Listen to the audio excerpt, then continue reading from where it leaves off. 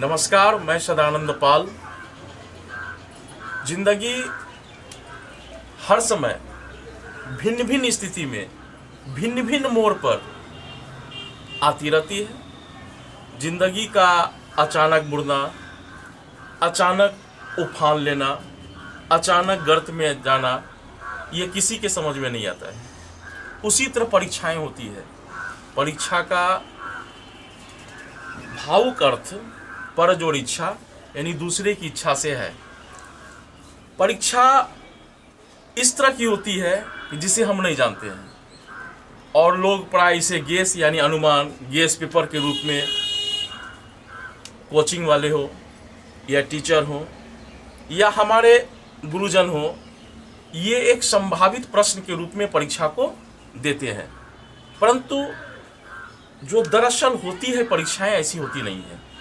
परीक्षा यह होता है, यानी कि अभी जो ऑब्जेक्टिव और सब्जेक्टिव परीक्षाएं चलती है, तो ऑब्जेक्टिव परीक्षाएं केवल समय की परीक्षाएं हैं, न कि ज्ञान की परीक्षा है। ज्ञान की परीक्षा का शाब्दिक अर्थ विषयनिष्ठ परीक्षा यानी कि सब्जेक्टिव परीक्षा है, न कि वस्तुनिष्ठ परीक्षा ऑब्जेक्टिव परीक्षा है। हम सब्जेक्टिव से ऑब्जेक्टिव क्यों होते जा रहे हैं, यानी कि हम जो है उपन्यास से अब कहानी की ओर, कहानी से अब लघु कथा की ओर मुड़ चले हैं। यानी कि पहले टेस्ट क्रिकेट, उसके बाद वनडे, अब T20। तो ये T20 जीवन का फलसफा नहीं हो सकता है। जीवन का जो फलसफा है वह टेस्ट है। उसी तरह से जो सब्जेक्टिव परीक्षाएं हैं, उसी से छात्रों का मूल्यांकन हो सकता है।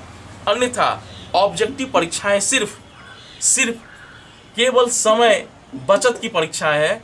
इसके अलावा ये कोई परीक्षाएं नहीं है, क्योंकि हम जानते हैं कि अचानक जो भी प्रश्न है, जैसे कि उन पे विकल्प निर्धारित है, ऑप्शन दिए रहते हैं ऑब्जेक्टिव परीक्षा में, उन ऑप्शन में चुनना होता है।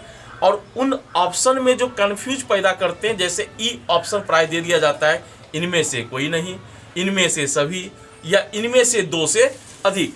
तो ये केवल चींटी मार परीक्षा हुई, यानी कि उत्तर में चींटी दौड़ा देना।